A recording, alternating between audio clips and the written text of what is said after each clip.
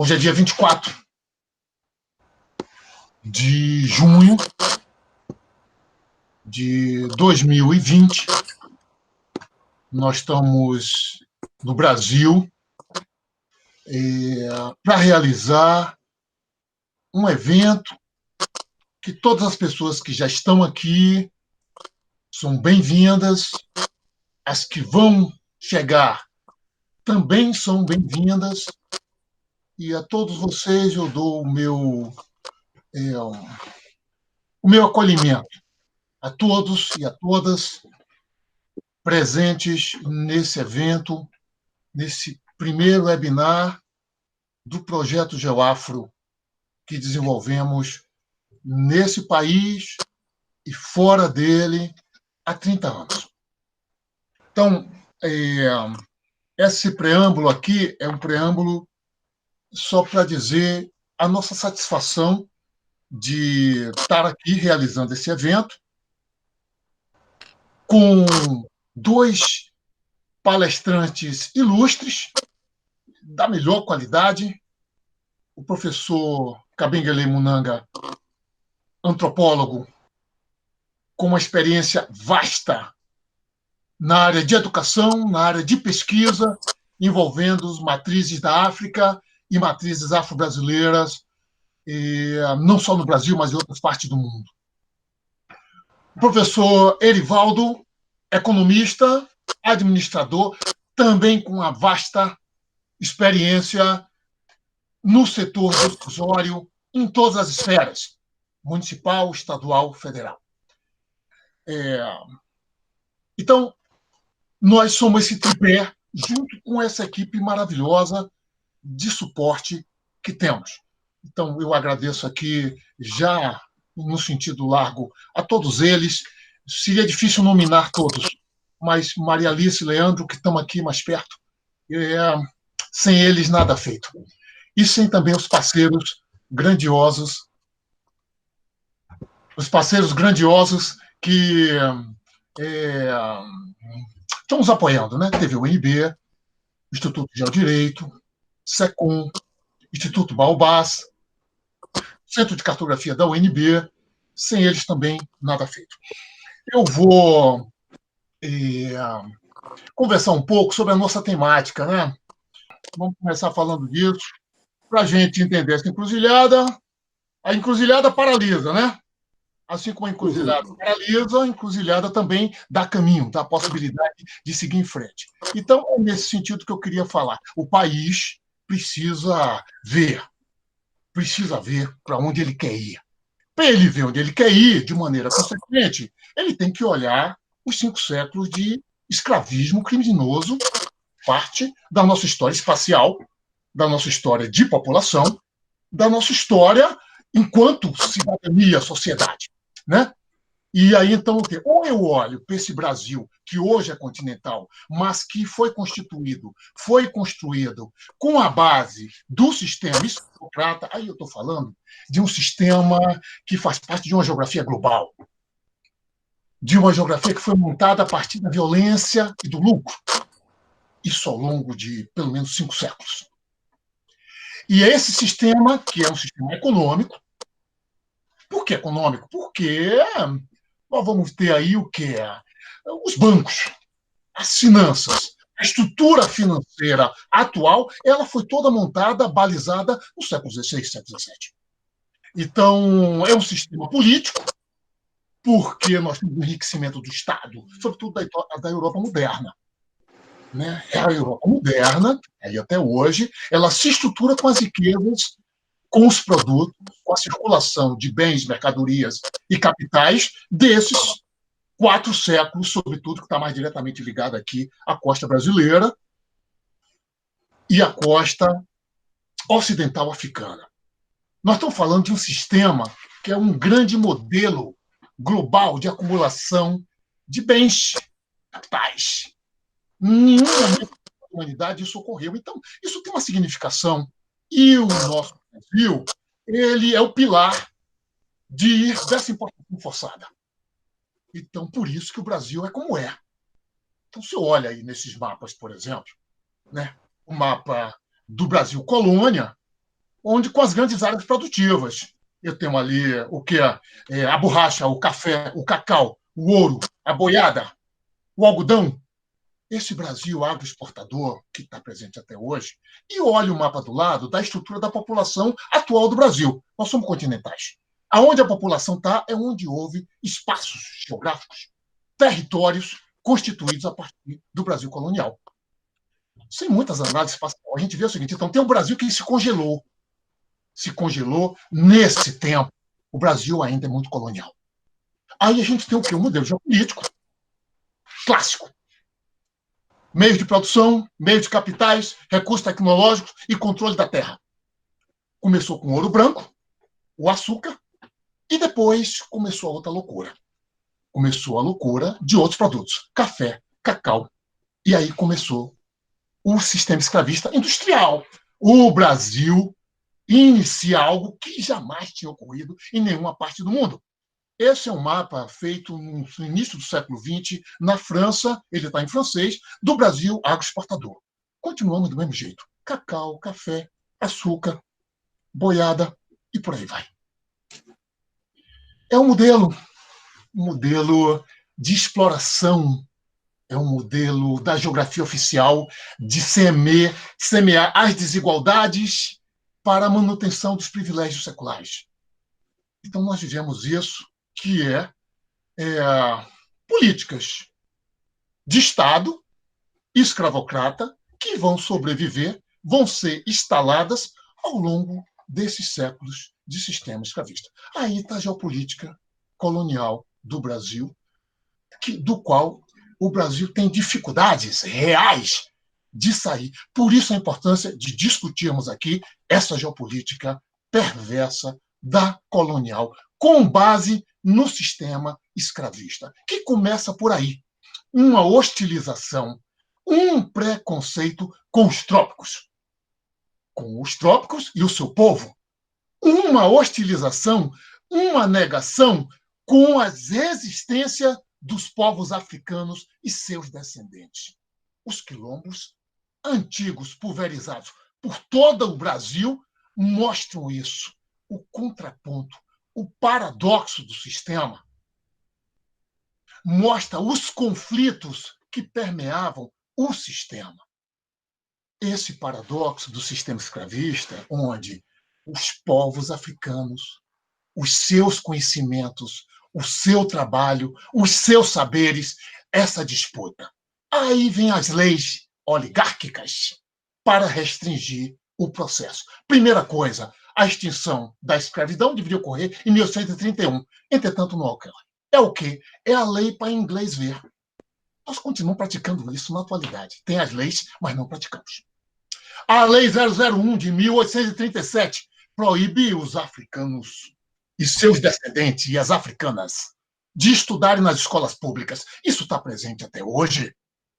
Por que os africanos e as africanas não podem estudar? Não, por que não as cotas? Nós temos aí o quê? O embranquecimento, o censo de 1872, que revela que 70% da população brasileira era africana e de seus descendentes. Aí vem a invenção do Pardo. Quem é que está por trás do Pardo? A matriz africana e a matriz dos povos tradicionais. Da floresta, que chamamos ainda de índio, como no século XV e XVI. Importante dizer que a Lei de Terras de 1850 só vai fortalecer isso. O que é que diz? 30 e poucos anos, né? Antes da Lei Áurea, diz que negros e povos da floresta não podem ter terra no país. Continuamos sem terra. Quem é que está morando em espaços sem terra, sem ter a propriedade legal, oficial, é o Brasil invisível. Ao mesmo tempo, é o Brasil visível. A Lei Saraiva Cotegipe, de 1885, ela é muito importante porque ela diz que alfabetos não podem votar. O que essa lei quer dizer? Não podemos ter acesso ao poder? Não podemos ter acesso à gestão? É só ir na Câmara dos Deputados hoje. Quantos afro-brasileiros tem? Quantos afro-brasileiras tem? E no Senado? Isso tudo é política de Estado. Não estamos falando de política de governo. Então, a Lei Áurea é uma lei que ela vem não para extinguir o sistema escravista, ela vem para promover a extinção da população afro-brasileira. Isso é talvez a evidência maior. O Brasil foi o último a sair do sistema escravista junto com Cuba. Saiu zangado. E essa zanga continua até hoje, porque não se trabalhou, não olhou de frente essa prática cruel de um racismo estrutural que se arrasta de maneira obsoleta, mas se arrasta ainda. Precisamos ver isso de frente. Vale a pena também lembrar, na segunda metade do século XIX, temos ações extremamente ligadas, né, nessa articulação global. Os retornados, povos africanos e seus descendentes aqui no Brasil, que foram deportados como uma articulação também global, outras partes do mundo, né, do Novo Mundo, Estados Unidos, a Inglaterra, o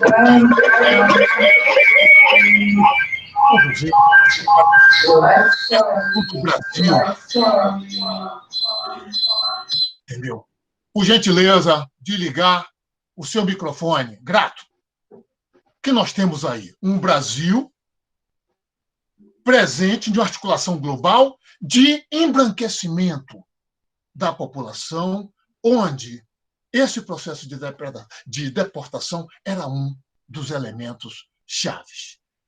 Temos que olhar isso, sim, de frente, porque, paradoxalmente, intencionalmente, a gente vê, no mesmo momento histórico, um processo diaspórico de retornados, ao mesmo tempo, outro processo vindo também, né?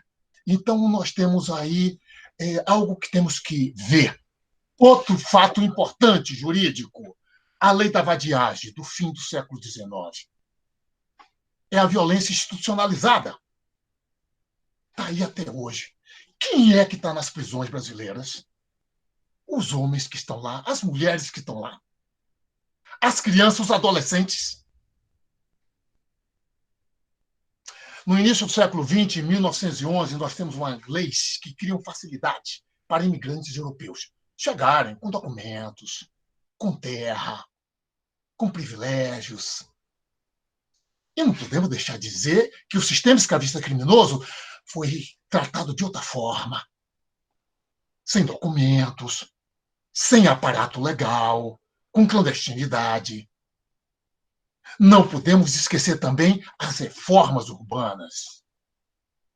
Que as reformas urbanas, sobretudo das grandes áreas, cidades, portos coloniais desse país. A reforma do Rio de Janeiro, a reforma de São Paulo, a reforma de Salvador, a reforma de Recife, a reforma de Belém. Quem foi expulso? Onde estão essas populações? Qual é essa história do urbanismo brasileiro? Temos que olhar isso de frente. Às vezes, como Valongo, quantos outros Valongo existem na costa brasileira? Precisamos refletir e agir sobre isso. Né? São parte da nossa. Nossas constituições também têm essa matriz. O negro não pode aparecer. Aqui está o ministro do Trabalho, no início do século, na primeira metade do século XX. O menino negro está ali, tiraram o menino, todo bonito, e botaram o menino branco. Então, é interessante ver isso. O Photoshop, que revela que o afro-brasileiro, a afro-brasileira não pode estar na foto oficial. Ele tem que ser invisível. Ele tem que estar ausente do nosso processo. Isso é cruel, porque os estereótipos vão se consolidar também nessa direção. A maneira como olhamos para o continente africano, a maneira também como nós somos olhados pelos europeus, somos olhados de outras partes do mundo. Isso é uma trama maior, uma trama global de preconceitos, de estereótipos, que nos faz agir dessa forma, reconhecer isso. O Brasil se tornou uma população continental, numerosa e parda. Temos que olhar isso de frente. Aqui nós temos pontos estruturais que merecem uma atenção. A nossa ancestralidade. A parda esconde algo maior que a gente precisa ter essas respostas. Onde estão meus antepassados? De que espaços são? Quais os territórios deles? Quando eu olho esse mapa do continente africano com centenas de grupos étnicos, vários países que estão ligados na diáspora com o Brasil, essa resposta, qual é o meu passaporte? Eu tenho direito? Todos nós temos direito? Então, essas são questões não dadas e questões que precisam ter resposta satisfatória. O Brasil nosso, uma parte grande dele, continua cristalizado no século XIX, como esse mapa do século XIX. Nós temos aqui algo que precisamos refletir, discutir, trazer essa geopolítica perversa de vários séculos. É ver que o Brasil não é só a comunidade afro-brasileira quem está sendo acometida. É a nação. O Brasil perde com isso. O Brasil deixa de ter uma posição que lhe é até merecida pela sua dimensão continental, pela sua riqueza no sentido largo. Então, nós estamos perdendo posição, sobretudo informação. Vamos pegar só esse aspecto para fechar essa conversa. Onde estão os brasileiros, as brasileiras, que precisam de atenção nesse momento? Qual é a dificuldade da nação de cobrir o país, por exemplo, com um tapete de internet que todos tivessem acesso, os incluídos, os excluídos? E aí a gente desse respostas satisfatórias para um momento histórico como esse. Mas não. A exclusão, o pensamento restritivo, o pensamento colonial limitado parece ainda dominante. E isso é ruim para a nação como um todo. Então, essa questão dessa geopolítica que estamos tratando aqui, ela é um problema de nós, todos os brasileiros, de todos dessa nação, de todas as brasileiras. Isso não é exclusivo do povo afro-brasileiro somente. Todos nós precisamos disso. E aí nós voltamos à encruzilhada que abrimos. Precisamos dessa encruzilhada. E para alimentar a perspectiva de sair dessas encruzilhadas, não vou me alongar mais aqui. Vou voltar aqui, encerrar essa conversa e vou chamar para continuar, para acrescentar, para somar o professor Kabengele Munanga, como falei aqui, antropólogo, foi professor, se aposentou como professor titular da Universidade de São Paulo, atualmente é professor visitante da Universidade Federal do Recôncavo Baiano, com vasta experiência, com largas pesquisas que ajudam o Brasil e outras porções também do planeta a entenderem melhor esse processo secular que está presente em nosso cotidiano. Professor Kabengele Munanga, por gentileza, estou passando o bastão para o senhor. Então, inicialmente, eu gostaria de agradecer ao professor Rafael pelo convite, nesse momento tão difícil, e parabenizá-los, né? Sabendo o que ele representa, um geógrafo engajado, e seguir os passos do nosso querido Milton Santos, para fazer uma geografia engajada ao serviço da sociedade brasileira, né, para a transformação das vidas da maioria da população de ascendência africanos, sociedades tradicionais, quilombolas e sociedade indígena. Cumprimentar também o professor Erivaldo, com quem a gente vai aqui partilhar nossas falas, a professora Maria Alice, Carla, Gustavo, Márcia, e saudar todas as pessoas que estão acompanhando essa conversa.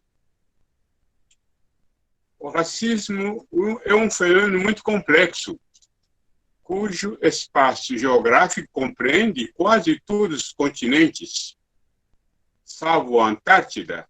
Creio que os demais 5 continentes, isto é, a África, a Ásia, a América, a Europa e a Oceania, foram, de uma maneira ou de outra, atingidos por esse fenômeno. Alguns trabalhos tentaram buscar seus vestígios nos tempos remotos da história da humanidade, partindo da Antiguidade Clássica, passando pela Idade Média e tempos modernos contemporâneos. Suas leituras e interpretações envolvem diversas disciplinas científicas, entre as quais a biologia humana, a antropologia, a sociologia, a ciência política, a filosofia, a história, a geografia, entre outros. Daí a dificuldade que se tem, diante dessa diversidade de pensamento e reflexões, de combater esse fenômeno através de uma única receita. A matéria-prima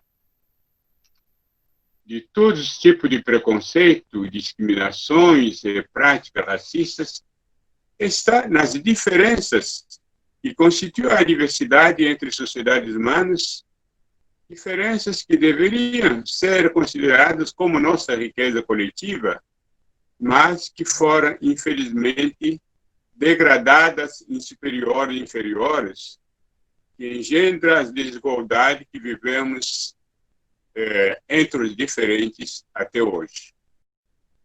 No entanto, a diversidade se encontra também na natureza, entre plantas e animais, e entre os minerais, que, como a diversidade humana, já foram objeto de classificação científica na botânica e na zoologia. Portanto, as plantas, os animais, os minerais não foram classificados em superiores e inferiores, como o fizeram com a diversidade humana. O que está por trás disso é que mostra que o racismo é uma ideologia que faz parte de sistema de dominação, que faz parte de estrutura das sociedades que o praticam. É por isso que se diz que o racismo é estrutural.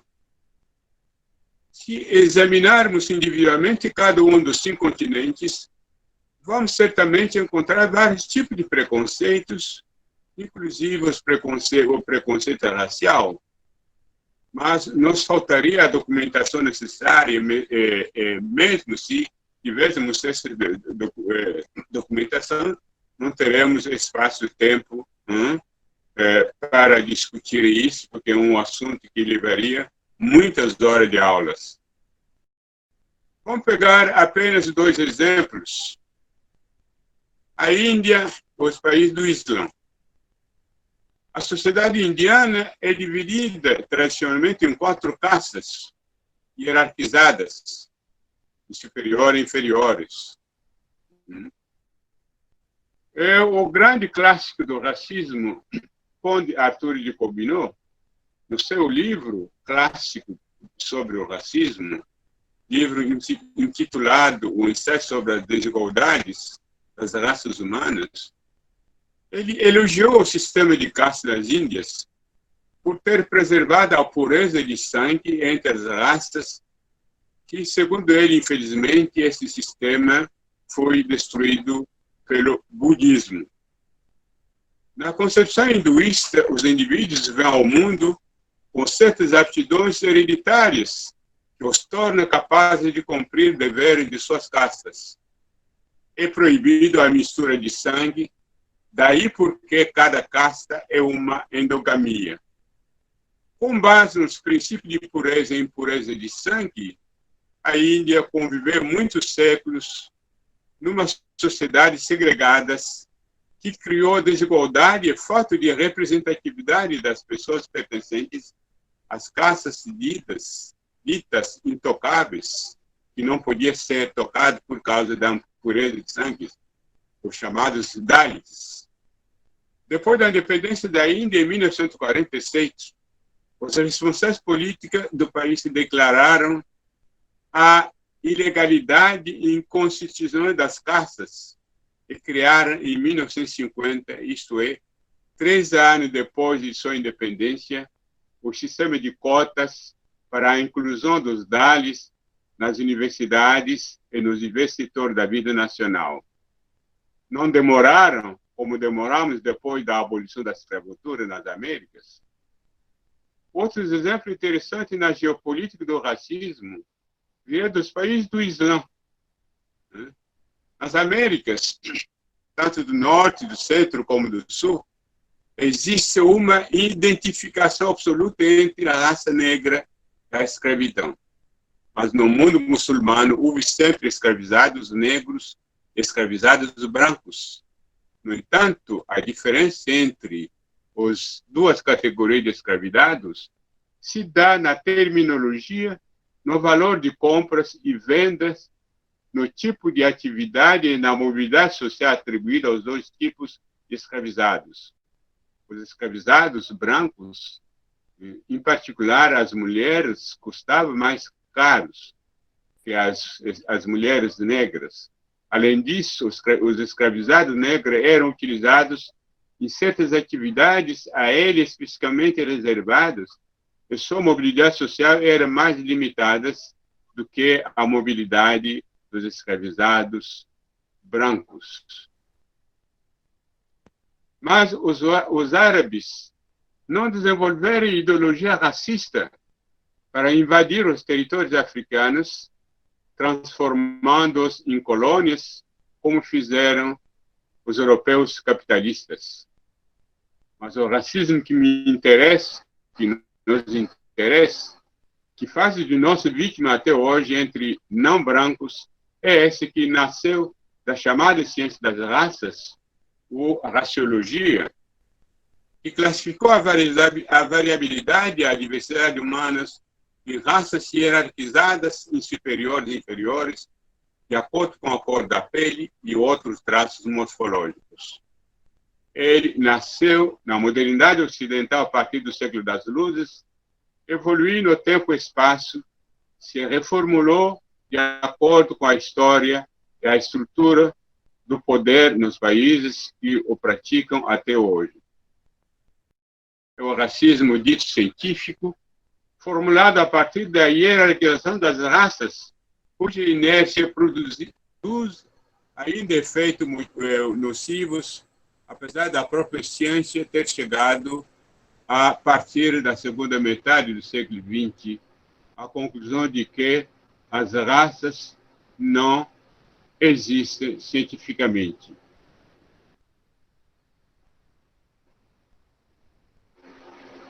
A colonização dos países da África subsaariana e dita negra foi justificada e legitimada com base nas ideias desse racismo cujo caso extremo foi o regime do apartheid na África do Sul. Na Alemanha nazista, o holocausto de milhões de judeus, centenas de ciganos, lançou também mão das teorias racialistas. Em todos os países do mundo que foram beneficiados pelo tráfico humano de negro-africanos, se instalou depois da abolição jurídica da escravidão diferentes modelos de racismo de acordo com a história e a estrutura do poder desses países, como já falei. Esses modelos têm dinâmica e forma e expressões diferentes, mas todos são abomináveis, pois todos fazem sua vítima de uma maneira ou de outra. Em comum, tudo se nega à plena humanidade dos não brancos seus líderes civis reproduzem desigualdades raciais ilustradas pela falta de representatividades dos não brancos, principalmente negros e indígenas, em todos os setores da vida nacional.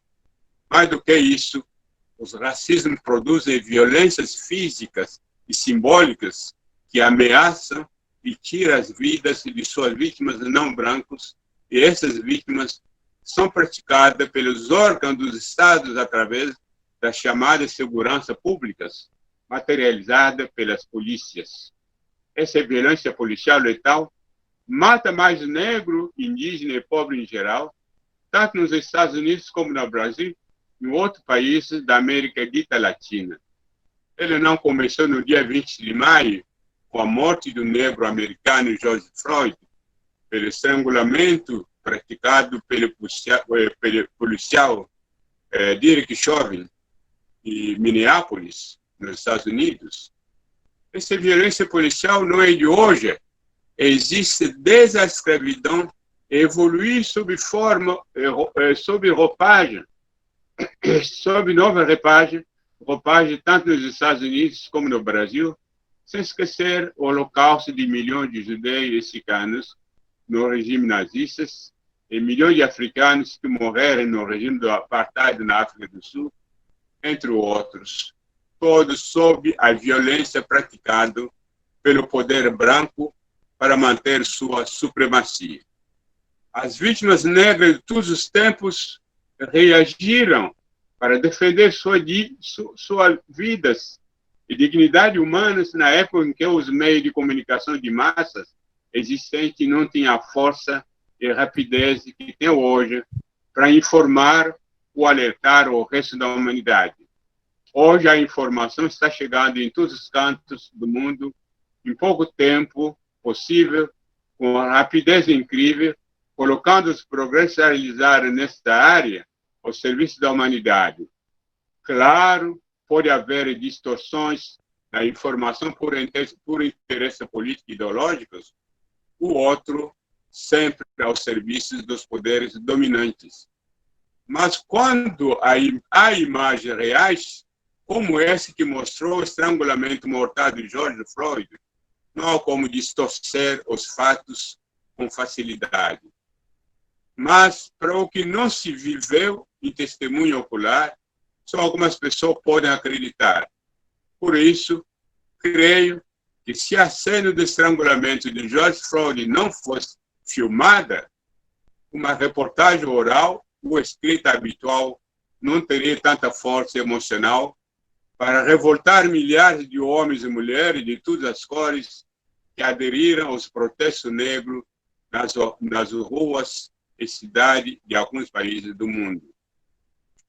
Lembra-se que na década de 1960, criou-se nos Estados Unidos, em Oakland, o movimento Black Panther, que chegou a ser um partido político negro com o objetivo principal de defender os negros contra a violência policial.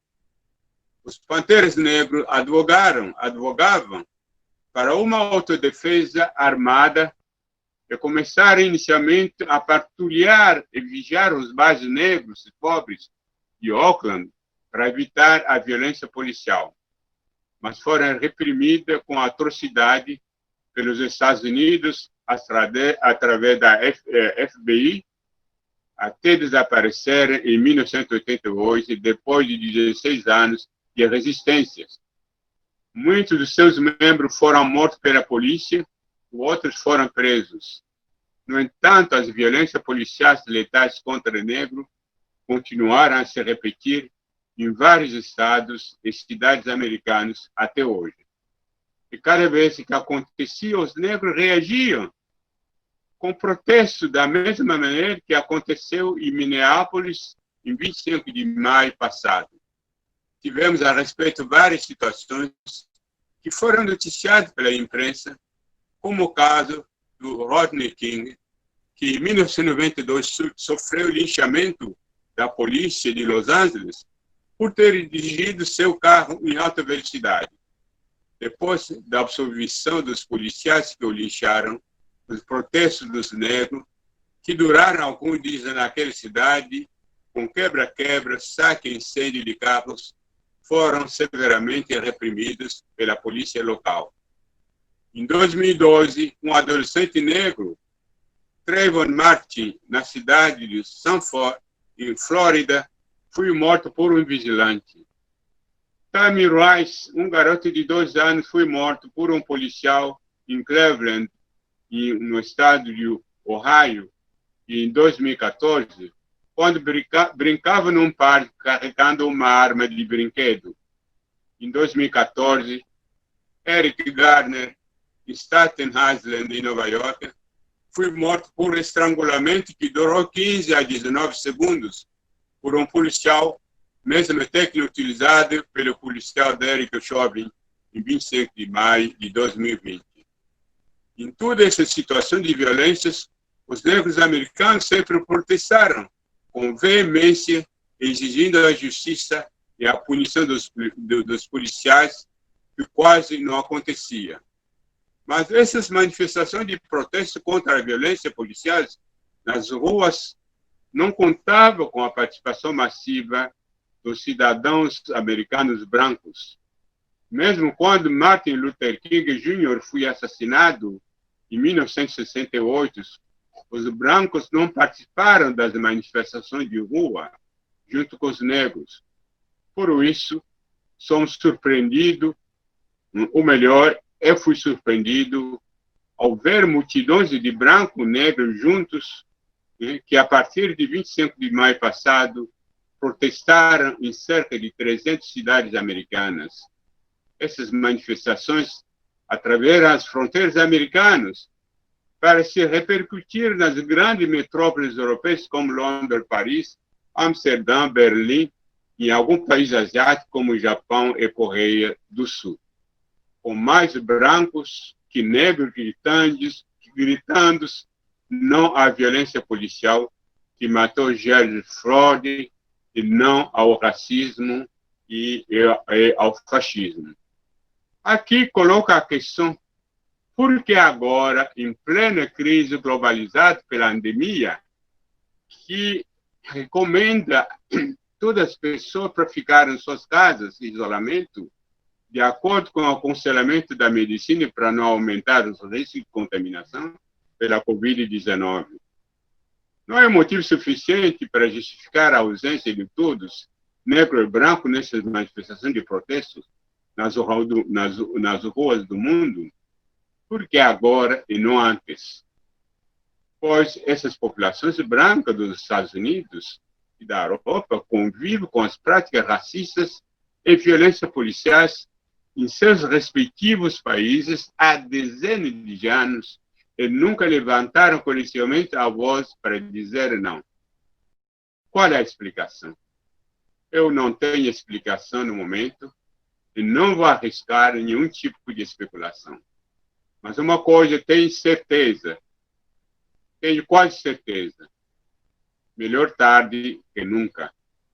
A participação da população branca em termos de solidariedade vem fortalecer o combate contra o racismo que os negros vêm travando sozinhos há anos. A união faz a força. Acredito que muitos brancos que participaram dessas manifestações acordaram conscientemente para dizer que o racismo e todas as violências e desigualdade que engendra é uma questão da sociedade e não do negro, e que todos deveriam ser solidários para lutar contra esse mal. Prova disso é que alguns estados e municípios americanos já estão falando da reforma do sistema de segurança e da polícia em suas sociedades. O presidente Trump assinou um decreto para fazer a reforma da polícia nos Estados Unidos. Não sabemos se faz parte da propaganda de sua campanha para a reeleição ou tem mesmo uma vontade política de verdade para reformar a polícia. Todas essas promessas de reformas são resultado da pressão popular massiva que contou com a participação dos brancos, que em algumas cidades foram mais numerosos que os negros. Os negros têm a ganhar com essa solidariedade na luta contra o racismo que ainda existe na sociedade americana. E no Brasil, terra do mito de democracia racial, o que aconteceu depois da morte de George Floyd em 25 de maio passado? Quando eu vi multidões de negros e brancos protestando nas ruas de várias cidades estadunidenses, em algumas capitais europeias, asiáticas, me perguntei como ia ser a nossa reação, já que no Brasil a violência policial contra as vidas negras é até maior que nos Estados Unidos, de acordo com os dados estatísticos fornecidos pela pesquisa realizada pelo IPEA e traduzida no documento chamado Atlas da Violência no Brasil. Em relação ao conjunto desses dados sobre a violência da qual a população negra é a grande vítima, a equipe do IPEA, que elaborou o Atlas, chegou à conclusão seguinte: a desigualdade racial no Brasil se expressa de modo cristalino no que se refere à violência letal, às políticas de segurança. Os negros, especialmente os homens jovens negros, constituem o perfil mais frequente de homicídio no Brasil, sendo muito mais vulneráveis à violência do que os jovens não negros. Também os negros são as principais vítimas da ação letal das polícias e oferecem o perfil predominante da população prisional do Brasil. Para que possamos reduzir a violência letal no país, é necessário que esses dados sejam levados em consideração e alvo de profunda reflexão. É com base em evidências como essas que políticas eficientes de prevenção da violência devem ser desenhadas, focalizadas, garantindo o afetivo direito à vida e à segurança da população negra no Brasil. Os resultados das pesquisas que o sociólogo Sérgio Adorno vem realizando no Núcleo de Estudos da Violência da Universidade de São Paulo apontam na mesma direção, leva a crer que a cor da pele é um poderoso instrumento de distribuição de discriminação da justiça e, consequentemente, que coloca em xeque o princípio da equidade de todos perante as leis, independentemente das diferenças sociais de raça, gênero e religião. Se essas pesquisas sobre homicídio da juventude negra pela polícia já chegaram aos conhecimentos dos dirigentes do país, tanto federais como estaduais e municipais, por que não foi feito até agora? Por que nada foi feito até agora para estampar essa sangria da juventude negra para a polícia brasileira? É como para dizer que vidas negras não importam, o que leva algumas pessoas a dizer que se trata de uma política deliberada a ser considerada como genocídio da juventude negra brasileira. As informações sobre essas violências provêm também das mídias faladas e escritas. As historinhas de bala perdida que mata a pessoa negra e pobre nas comunidades chamadas favela no Rio de Janeiro são corriqueiras e conhecidas de todos os brasileiros. Sempre me pergunto como uma bala que mata uma pessoa pode ser considerada como perdida se ela for fabricada para matar. O episódio de 80 tiros disparados pelo exército que mataram o músico Evaldo Rosa quando viajava com a família para um chá de bebê em Guadalupe, zona oeste do Rio de Janeiro, em 7 de abril de 2019, é conhecidíssimo. O catador Luciano Macedo, que tentou socorrê-lo, foi também baleado. O então ministro da Defesa e de Segurança, Sérgio Moro, minimizou, dizendo que era apenas um incidente. A história de 2 jovens negros mortos pela polícia em Cabula, bairro pobre de Salvador, é também conhecido. Eles não eram armados e não tinham antecedentes criminais na polícia. História de Flávio, jovem dentista recém-formado, que foi morto pela polícia em Guarulhos, em São Paulo, há alguns anos atrás, foi bem noticiadas. Ano passado, um jovem negro morreu estrangulado por um segurança de um supermercado no Rio de Janeiro. Sem esquecer os casos mais recentes de João Pedro e Guilherme, que fizeram parte dos protestos do dia 31 de maio em algumas cidades do país. O assassinato da vereadora Marielle Franco não foi esclarecido até hoje.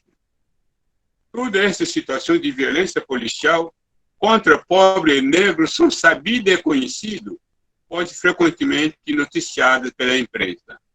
As populações negras não ficam indiferentes, pois protestam de sua maneira, né? Não da mesma maneira que nos Estados Unidos, e às vezes sem a repercussão da grande imprensa, como fazem quando acontece nos Estados Unidos. As autoridades locais e estaduais se fazem de surdas, cegas e mudas, de acordo com os mandamentos do mito de democracia racial. Nenhum município, nenhum estado se coloca a questão de saber como erradicar essa violência policial contra pobres e negros. Quando abre a boca, é para defender a polícia e mostrar sua importância na segurança da população. A gente se pergunta se matar é segurança. E que segurança é essa? Pela primeira vez depois de meus 45 anos do Brasil, onde já sou um cidadão por naturalização, eu vi os brancos junto com os negros, só nas manifestações de domingo, dia 30 de maio, dizendo não à violência policial, ao racismo e fascismo. Me fez a mesma pergunta que me fiz dos brancos americanos. Por que agora e não antes?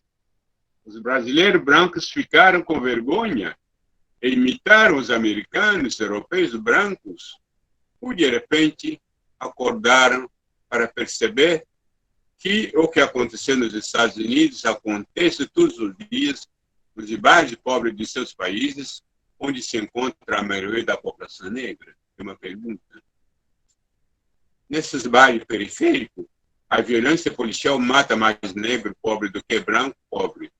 A abordagem policial do jovem branco pobre é sempre diferente da abordagem do jovem negro, de jovem pobre negro, cuja cor da pele o aproxima naturalmente da criminalidade, como pensa a polícia racista. Mesmo se os brasileiros brancos entraram nos protestos depois dos Estados Unidos e dos países europeus, da mesma maneira que o Brasil foi o último país a abolir a escravidão, 40 anos depois da França e 24 anos depois dos Estados Unidos, eu acho que é um gesto muito positivo, pois melhor tarde que nunca. A união faz a força e a luta dos negros muito vai ganhar com essa adesão de solidariedade. Tomara que não esteja apenas um simples mimetismo dos americanos e europeus, mas sim uma adesão amadurecida que veio para ficar. No Brasil, essas manifestações de protestos das grandes massas contra a violência policial ou racismo acontecem como nos Estados Unidos e no resto do mundo em plena pandemia de Covid-19. Mas com um complicador a mais, a conjuntura política de um governo que rasga instituições que foram criadas para os interesses dos pobres, negros, comunidade quilombola e indígena. O Ministério das Mulheres, Direitos Humanos e Igualdade Racial foi suprimido. A Fundação Cultural Palmares, que pelo próprio nome remete historicamente à resistência negra contra a escravidão, e cujo líder, Zumbi de Palmares, foi considerado como herói negro dos brasileiros por um dos presidentes anteriores, e está sendo descaracterizada por um serviçal negro traidor, vendido e corrupto para legitimar o que o governo gostaria de dizer, mas que não tem a coragem de assumir abertamente. Para ele, é melhor que o próprio negro diga essa barbaridade contra sua própria comunidade de origem, indo até contra a vontade de sua própria família. Último gesto, o ministro da Educação assinou na véspera de sua demissão de cargo um decreto revocando o decreto anterior que simulava as políticas afirmativas para estudantes negros e indígenas nos programas de pós-graduação das universidades e institutos superiores federais. O presidente Donald Trump, que serve de referência e de modelo a seguir, acabou de assinar um decreto para a reforma da polícia nos Estados Unidos. Será que o nosso presidente vai seguir ou não esse exemplo que, para ele, que vem dos Estados Unidos, é exemplo a seguir? Os municípios do Estado brasileiro não disseram nada até agora sobre a possibilidade de reformar o sistema de segurança no país. Esse silêncio é preocupante, pois as pesquisas realizadas pelo IPEI, órgão do próprio governo federal, não deixam dúvidas sobre a ação letal das polícias junto às populações negras e pobres em geral. O racismo, com suas violências físicas e simbólicas, não acabou. Os racistas conscientes e inconscientes não morreram, mas eu acredito que, com a entrada em cena das manifestações de solidariedade da população branca, poder-se-á iniciar um novo capítulo de combate contra o racismo no Brasil. É isso que eu tinha a dizer hoje. Obrigado pela paciência.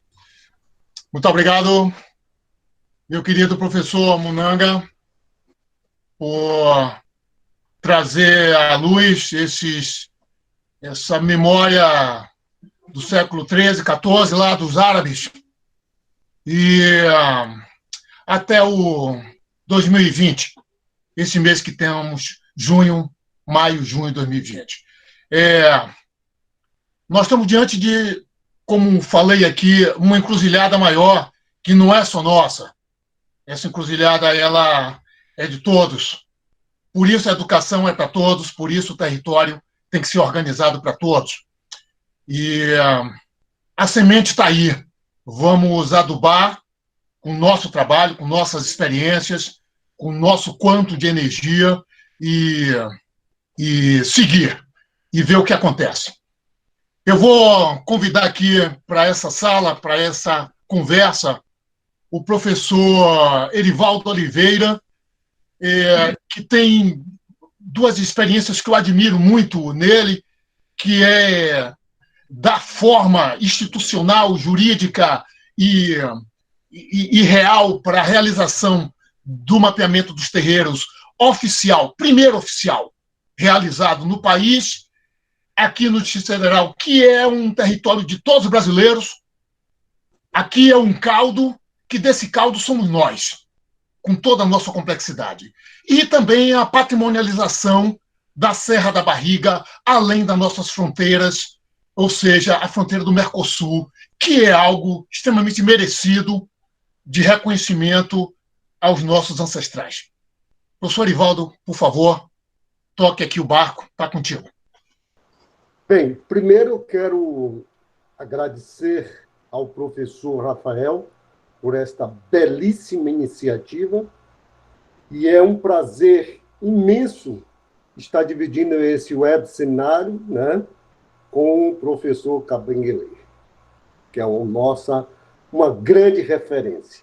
E o professor Rafael, que eu diria que é o Milton Santos, como disse o professor Munanga, é o Milton Santos dos tempos modernos. O professor Rafael Sanzio, ele fez uma viagem, né, das correntes, né, de escravizados para o Brasil de uma forma brilhante.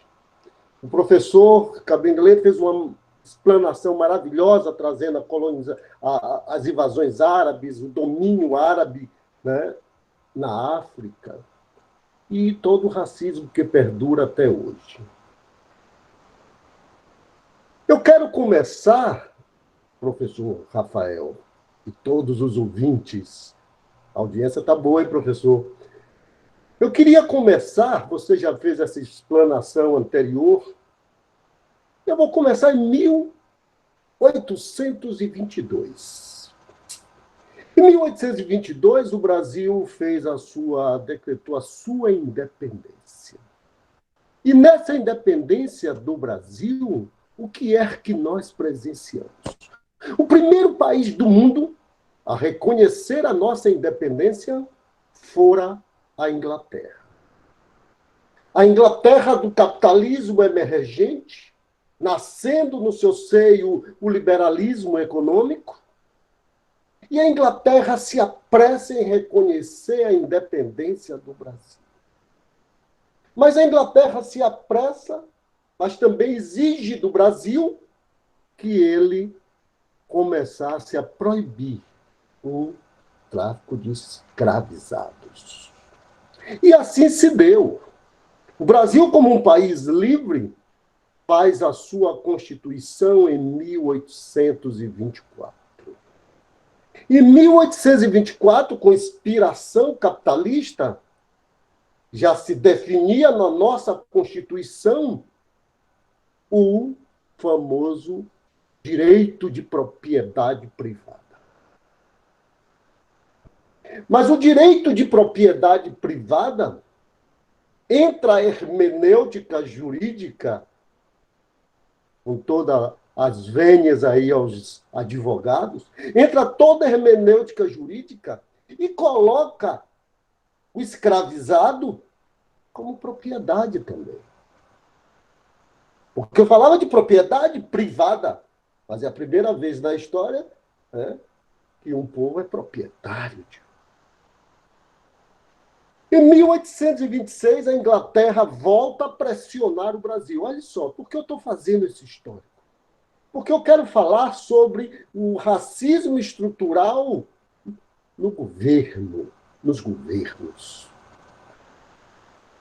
Só existiu a escravidão porque o Estado permitiu. Não existe escravidão sem a permissão de um Estado. Bom, mas vamos lá.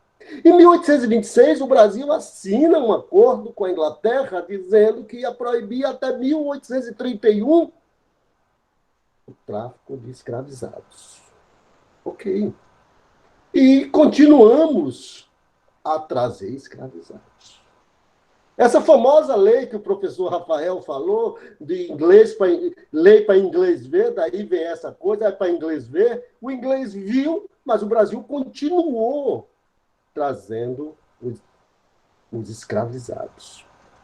Por isso, né, que essa lei também dizia que os africanos adentrados no Brasil de forma irregular estariam automaticamente livres. Por isso que existia muitos africanos que conseguiram o seu direito na justiça de ser livre. E o Brasil continuou. Culminando em 1850, com a proibição do tráfico, a Inglaterra baixa sua lei, Eusébio de Queiroz, e o Brasil, mesmo assim, continuou. O Atlântico presenciou uma das piores travessias que nós temos notícias na história. Os donos de navios, quando avistavam um navio de bandeira inglesa, eles jogavam a carga ao mar. Jogavam a carga ao mar. E nós atravessamos esse período inteiro, por isso que existiu nesse período do século XIX muitas revoltas. A revolta dos malês na Bahia, em 1835. Por quê? Porque muitos daqueles escravizados entraram ilegalmente no Brasil e foi negado o direito desses escravizados terem a cidadania brasileira. Foi negado. Bom, culminando com a nossa abolição, 1888, todo o movimento abolicionista, 1888. 1888 começa o racismo. porque antes era um período escravocrata. E esse racismo, ele tem uma face perversa. Tem um livro maravilhoso, As Origens do Conservadorismo no Brasil, e na discussão da lei, da votação da Lei Áurea, no dia 13 de maio de 1888, que era um domingo, 13 de maio, um senador pelo Rio de Janeiro, chamado Paulino de Souza, ele fez um discurso que eu julgo o discurso mais perverso da história da humanidade. Ele disse assim, olha só, eu sou contra a abolição por 3 motivos. Primeiro, é inconstitucional. Segundo, ele é desumano. E terceiro, é antieconômico. Por que desumano? O que fariam os pobres negros na segunda-feira, 14 de maio? O que faria no dia seguinte? Pelo menos ele tinha senzala para morar. Palavras do senador Paulino de Souza. É inconstitucional, porque a nossa Constituição dizia, né? A nossa Constituição dizia que o negro era propriedade, era um bem comprado. Tá? E antieconômico. Por que antieconômico? Palavras do senador. É antieconômico. Quem vai indenizar os proprietários desses seres humanos? Quem irá indenizar? E esse mesmo senador, é ele que apresenta o projeto da lei da vadiagem. Instituir o racismo no Brasil. O Brasil agrário, o capitalismo, a forma, a oligarquia no Brasil, ela pensou em tudo. Não pense que ela foi buscar os negros que trabalhavam com cana-de-açúcar, ela sabia onde estava. Os negros que trabalhavam com mineração, eles sabiam onde é que estavam. Os negros que trabalhavam em lavoura de algodão, eles sabiam onde é que estavam. Então foi tudo pensado, foi tudo estrategicamente pensado. Veio o final do século XIX, século XX, a gente sofreu todas as atrocidades racistas, todas. Proibição de estudar, né? Todas as atrocidades possíveis. E a máquina do Estado brasileiro, praticamente era inexistente a presença de negro. O racismo estrutural, ele é muito presente no Estado brasileiro, na formação do Estado brasileiro até os nossos dias. Quantos ministros da educação eu tive negro? Quantos? Quantos ministros da cultura? Olha que eu tenho tanta gente competente nesse país afora. Para o negro, na estrutura do Estado brasileiro, só restou a Fundação Cultural Palmares, que querem destruir, vou falar um pouco dela nesse instante, a ICEPIR, as Secretarias das Promoções da Igualdade Racial, o que é que nos restou? Quantos ministros negros ocupam a esplanada dos ministérios? Quantos subministros? Quantas autarquias, fundações, órgãos públicos são dirigidos por negros? Quantos reitores? Olha que Estado perverso. O Estado que nos nega a nossa competência. Só. E existe a Fundação Cultural Palmares, mas é o menor orçamento da República. É bom denunciar isto. E nenhum governo aumentou esse orçamento. A Palmares é representante de 54% da população brasileira. E um orçamento mínimo. É o racismo. Políticas para preto está lá na Palmares. Pretas e pretos está lá na Palmares. Mas cadê o dinheiro? Por muito trabalho, nós conseguimos realizar muito inclusive com a presença marcante da UNB. O racismo, ele está impregnado na violência policial e em tudo isso aí que o professor Kabengele já falou. Mas vamos lá. Vamos pegar os estados, eu falei da União. Vamos pegar os estados brasileiros. Quantos governadores negros? Quantos secretários negros? Está presente. Vamos pegar os 9 estados do Nordeste, que são administrados, né, por pessoas de pensamento de esquerda. Aqui na Bahia, por exemplo, eu só tenho negro na Secretaria de Cultura e na CEPROME, Secretaria da Promoção da Igualdade Racial. Quantos secretários eu tenho negro no Maranhão, no Recife, na Bahia? Eu preciso de mais presença negra nas secretarias de Estado.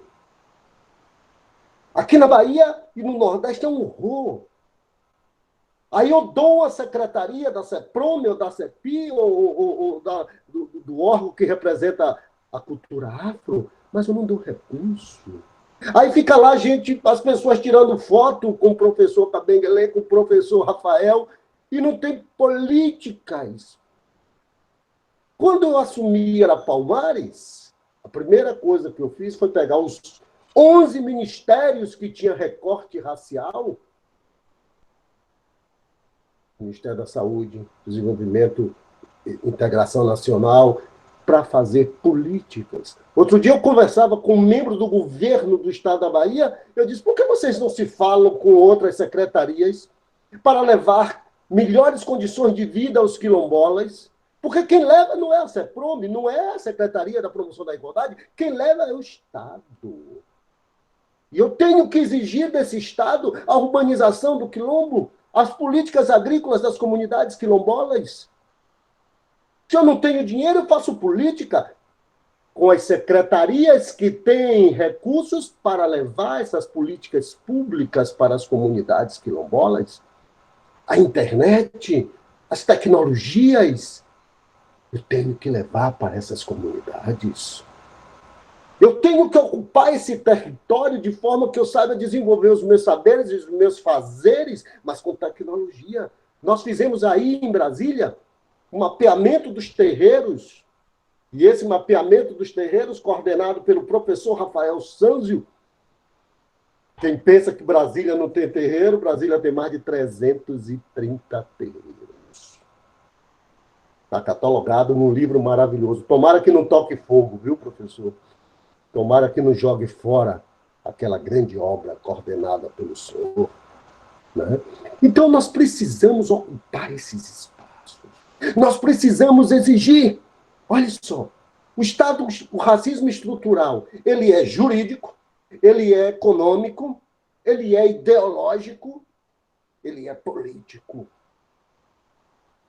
Na década de 70, eu me lembro muito bem, final da década de 70, início da década de 80 até 90, os partidos políticos se negavam a discutir a questão racial. Principalmente os partidos mais à esquerda, eles diziam que a revolução ia igualar todo mundo. A revolução não veio e nós continuamos lutando, brigando.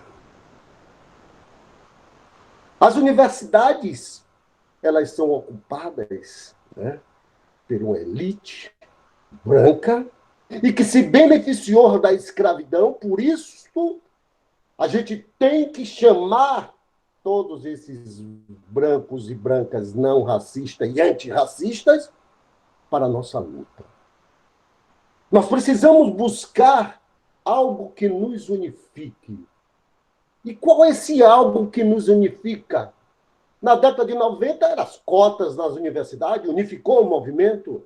Foi a retomada da Serra da Barriga, foi a elevação de Zumbi à categoria de herói nacional, foi a elevação da Serra da Barriga a patrimônio do Mercosul, que eu tive a felicidade de ser na nossa gestão, a levar. Né? E, quiçá, em breve, será um patrimônio da humanidade. Os governos passam. Né? As maldades passam. Nós só atravessamos 350 anos de escravidão. Bom, a ocupação de cargos públicos no governo federal, no governo estadual e nos municípios. Nós estamos prestes a acontecer uma eleição de prefeitos. Vamos contar nos dedos quantos candidatos a prefeitos negros terão? Vamos contar? Quantos? Quantos vereadores eu tenho dos 5.560 municípios do Brasil? Quantos prefeitos negros eu tenho? Eu cheguei em município no Brasil que o secretário da CEPROM, da CEPIR, chamam de vários nomes em vários estados, ele não tinha nem lugar de sentar. Eu dou o cargo, não posso botar um branco, boto um negro, mas ele não tem R$1 de orçamento. Ele não tinha um computador para digitar um ofício e mandar para a prefeitura. Que espaços são esses? Que espaços são esses que o desenvolvimento urbano não chega nas comunidades quilombolas? Eu tenho mais de 3.300 comunidades quilombolas. Quando eu saí da Palmares, eu deixei 3.300 comunidades quilombolas reconhecidas pela Palmares. Mas a minha cultura se desenvolve num território. Minha cultura se desenvolve num território. Mas eu não tenho a propriedade desse território. E a propriedade é dada pelo INCRA, o Instituto Nacional de Colonização e Reforma Agrária. E o INCRA não dá essa titulação. É política de Estado, não dá essa titulação. Eu tenho 3.300 comunidades quilombolas reconhecidas e só tenho menos de 300 tituladas com propriedade da terra. É um grande absurdo, apenas 10%. Apenas 10% das terras ocupadas pelas comunidades quilombolas são tituladas, têm propriedade. Olha que triste, né? É uma insegurança total, porque ninguém chegou primeiro naquele território do que os índios e os negros. Ninguém chegou primeiro. Quem chegou primeiro fomos nós. E a Constituição Federal é clara no seu artigo 215 e 216. As terras de remanescentes quilombolas serão devolvidas para eles. Mas eu não tenho orçamento. Mas eu destino bilhões de orçamento para fazer estrada, para fazer portos, aeroportos. Sim, tem que fazer. Agora, eu preciso cuidar desses territórios. Tem territórios que moram 1.500 pessoas que eu visitei, muitos territórios quilombolas pelo Brasil, não tem um posto de saúde. Um posto de saúde sequer existe. Não tem. É inexistente. Nós precisamos mudar essa fisionomia. Às vezes as pessoas me dizem assim, como é que vai ser pós-pandemia? Vamos voltar ao normal? Eu digo, não, eu não quero essa normalidade. A normalidade de um Estado estruturalmente racista. Eu quero a união de todos nós para a gente ir desmontando esse Estado racista. Discutir com cada candidato a governador, a prefeito, que eu quero espaço nas estruturas de poder para mudar isto. Eu tenho que mudar esse estado de coisas. Eu tenho que fazer com que, né, me lembra o Michel Foucault, punir e vigiar. Nós somos punidos pelo Estado racista e somos vigiados em todas as estruturas que a gente entra. Você entra no mercado, entra um menino, o vigilante vai atrás, entra uma negra, o vigilante vai atrás. Nós somos vigiados e punidos a todo momento pela estrutura de um Estado racista. O que fazer? É a pergunta. Desaparecer corpos negros é muito fácil. Como é que mata um jovem adolescente e leva 17 horas com esse jovem adolescente desaparecido? Esse jovem não tem mãe para chorar, não tem pai. Precisamos tomar as rédeas desse momento. É bom que a academia esteja presente para a academia produzir grandes teorias, porque sem a academia a gente não teoriza tudo isso para levar a prática para as comunidades. A gente precisa mostrar a nossa competência. Eu aprendi com o professor Rafael Sanzio de tanto de tecnologia que os negros trouxeram para o Brasil. Do famoso Adobe, né? A tecnologia da mineração. Hoje, com toda a tecnologia do planeta, você tem rompimentos de barragem. Nós fizemos isso no século XVIII. Isso é tecnologia africana. E fomos nós que trouxemos. Então, vamos mudar a estrutura política desse país. Vamos mudar a estrutura governamental. E não venham me dizer que governo A ou B fez diferente. Não. O espaço da população negra era o mesmo. Fundação Palmares, CEPI. Fundação Palmares, CEPI.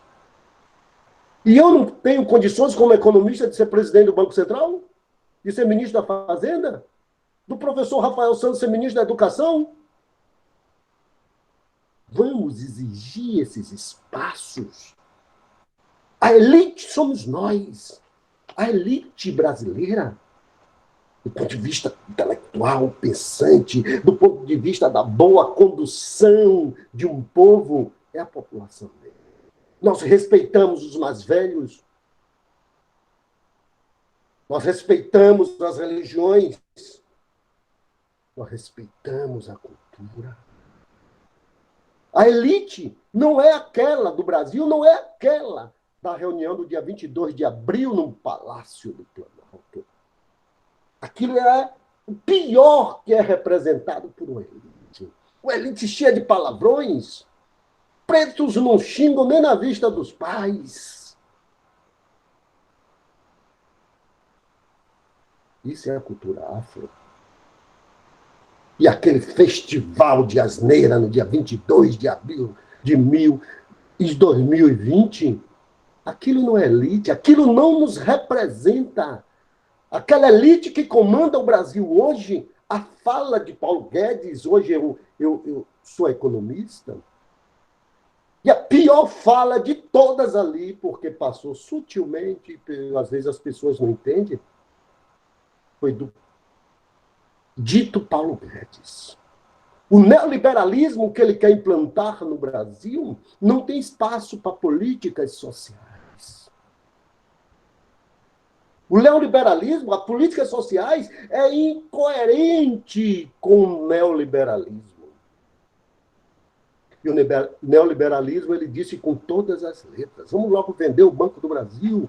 Ele se colocou contra o grande movimento da criação do Estado do Bem-Estar Social.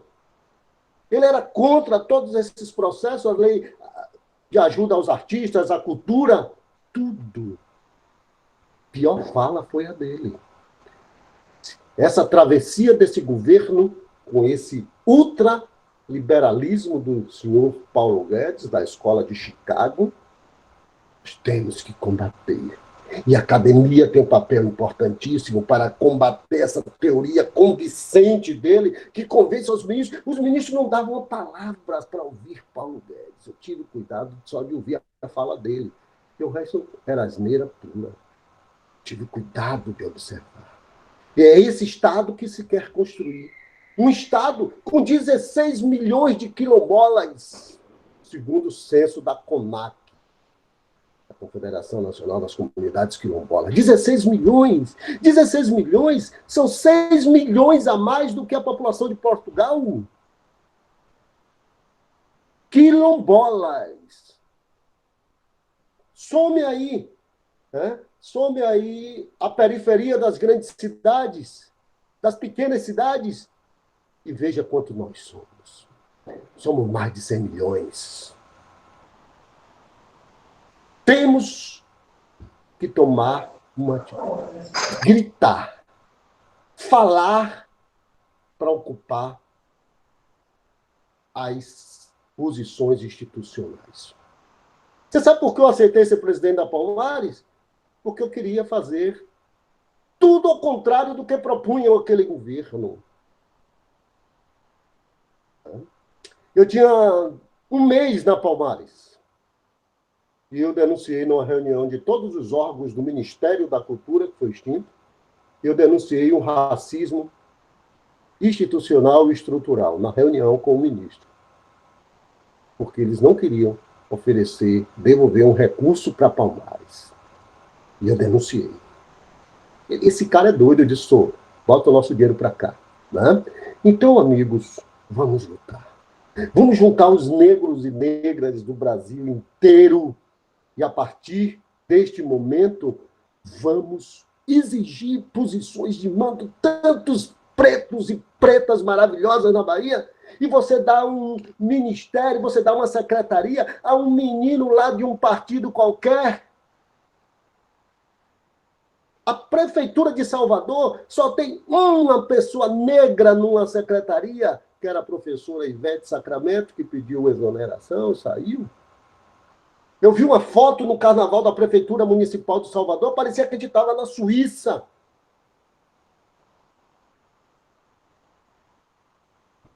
Salvador nunca teve um prefeito negro eleito pelo voto direto. Tivemos um prefeito tampão na década de 80, 1981, que é o professor Edivaldo Brito. Na época que os prefeitos de capitais não eram eleitos, eram indicados pelo governador. Só. A Bahia tem 39 deputados federais.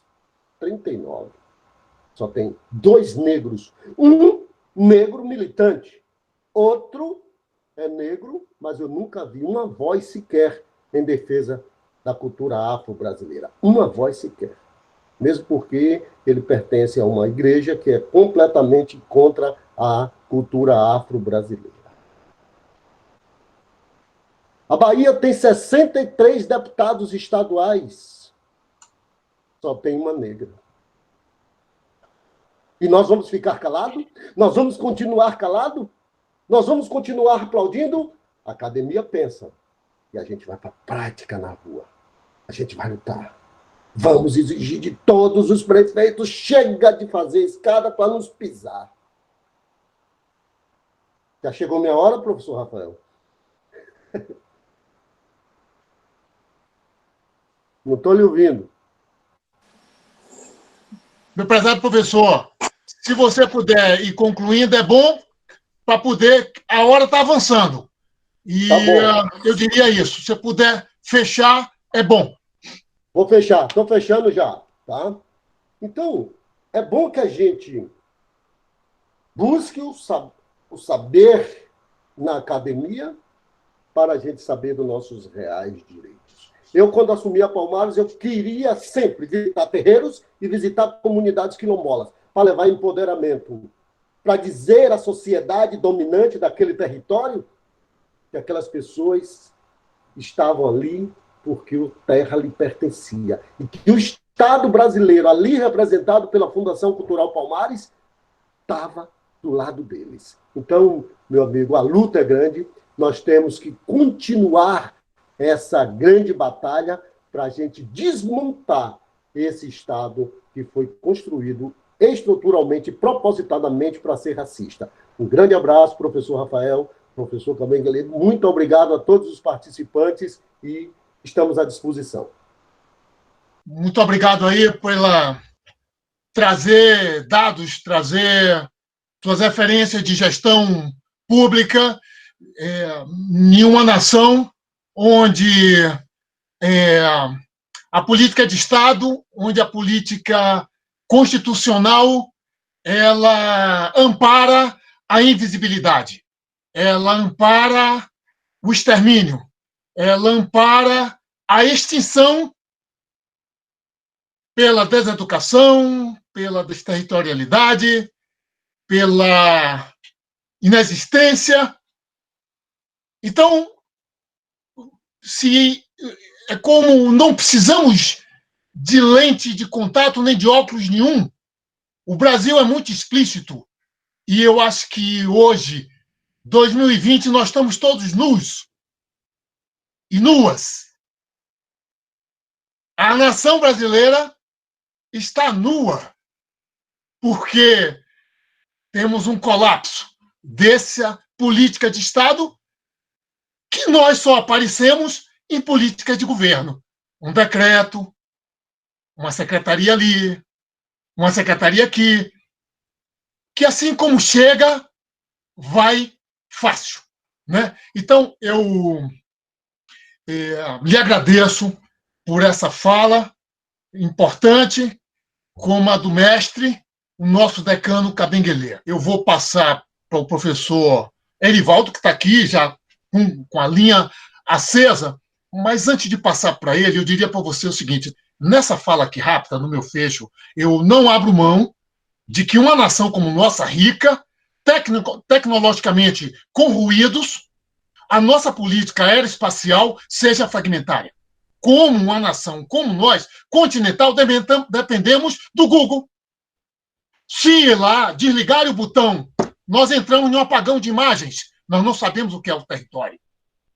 Então, assim, como uma nação como nós, não temos o nosso satélite, não temos, estamos entregando a Alcântara um lugar estratégico para o mundo, uma hora como essa, porque nós não cobrimos o país com uma internet grátis por 6 meses para todos os cidadãos, que todos têm celular, e se localizar e dizer suas demandas e ser respeitado, ser visto em uma nação invisível. Eu acho que esse era o primeiro passo, porque isso é para ontem. Todos serem vistos. E outra coisa, que é uma mentalidade colonial, que é a informação. Informação é poder. Isso é do século passado. Isso é do século XX. Informação hoje é quem tem informação vai gerir melhor a sociedade, vai gerir melhor o território, o que acontece nele. O território é o melhor observatório do que está acontecendo no momento histórico. Nós não conseguimos ter essa resposta. Você vê que nós estamos com problema de dados e estamos com problema de informações. Isso é estrutural para um país que invisibiliza uma parte significativa do seu povo. São questões emergenciais, tecnológicas, mas de um alcance social imensurável e de um alcance de visibilidade secular também mais que pertinente em uma hora como essa. Todas as vidas importam. Todas. Todas. Talvez essa ficha que está incomodando muitos e muitas que têm o poder na mão. Agradecer ao nosso público, agradecer aqui em especial ex-diretoras da Palmares, que está aí nos dando essa audiência, Márcio Shoa, Nayara, Carol, todo mundo está aqui assistindo, viu, professor Rafael? Estou muito feliz. Eu diria até, para não parecer que esse negócio é petit comité, nós estamos... Tem uma egrégora aqui. Estou vendo o Wallace, lá do Pará. Estou vendo professores do sul do Brasil. Estou vendo professores da Bahia. Estou vendo tantas pessoas, técnicos, orientando os estudantes. Isso é bom, que é essa comunidade que está aqui, que vai dar o suporte para que sementes bem adubadas virem árvores, e daqui a pouco nós estamos falando em política de Estado implementada e não em políticas de governo cosméticas, frágeis, de apenas 4 anos. O aprendizado já está. Só repetimos se a gente quiser a libertação daqui no próximo século. Né? É isso, professor Erivaldo. Eu falei um pouco isso na minha fala, porque pós-pandemia eu não quero o mesmo Brasil, eu quero um Brasil de mudanças. E eu não gosto de fragmentar. Como a gente bem conversou, professor Rafael, o vírus veio de avião, as elites trouxeram, foi para o ônibus para as cidades pequenas e agora vai nos transportes de massa para as nossas periferias. O Brasil que a gente quer é um Brasil, não por isso que se idolatra tantos governos do Brasil, é uma política de Estado. O Estado brasileiro ele tem que deixar de ser racista. O Estado brasileiro tem que ser construído de tal forma que eu não precise depender de governo Y ou de governo X. Aquilo já é política de Estado. Eu não posso ficar apagando incêndio pós-pandemia ou na pandemia, porque essa pandemia vai durar anos ainda se não descobrir a vacina. Eu preciso estruturar a saúde brasileira. Eu preciso que a saúde brasileira, que a gente viu agora, o quanto ela está na UTI, isso é política de Estado. E quem é mais atacado com essa tal pandemia? São as nossas comunidades afro-brasileiras, são as periferias das grandes cidades, são as favelas. Então, a política de Estado tem que nos proteger, porque vidas negras importam, não é que as vidas brancas ou azul claras não importam. Importam. Agora, quem está na linha de frente da vulnerabilidade somos nós. Né? Nós que estamos na linha de frente da vulnerabilidade e nós precisamos defender. É política de Estado sempre. E a minha mensagem final, professor Rafael, é dizer à população brasileira, como diria, né, o velho Marx, lá no Manifesto de 1848, univos. Nós precisamos unir os negros, negras, os terreiros, as comunidades quilombolas, em um manifesto. Os panteras negras, eles foram cruciais. Nós precisamos fazer um manifesto para unir o povo brasileiro, professor Rafael. Eu venho discutindo isso com o pessoal de Minas Gerais, com o pessoal de Ouro Preto, de a gente fazer um grande manifesto, né? Como manifesto da Semana de Arte Moderna, né? E a gente precisa fazer esse manifesto no Brasil para unir todos os negros e negras, todos os não racistas, né? Todas as comunidades quilombolas, todos os terreiros em uma só voz. Né? Porque já diziam que o político mais tem medo é de gente na rua. E o político tem mais medo ainda de um povo organizado. Nós precisamos fazer isso. Tá bom? Esse é meu recado final. Muito obrigado, professor Erivaldo. Vou dizer que é muito importante esse momento. O meu agradecimento a todos esses fios invisíveis que estamos aqui conectados, todos e todas. Eu vou fechar essa primeira webinar GeoAfro com uma citação, com um dizer do velho mestre Milton Santos, que diz o seguinte: a ação, ela é sempre presente. Não existe ação passada, nem ação futura. A ação é sempre presente. E a ação resulta de escolhas. O mestre escreveu isso em 1998. Eu me lembro disso quase todos os dias. Muito obrigado a vocês pela presença. Espero vê-los em breve.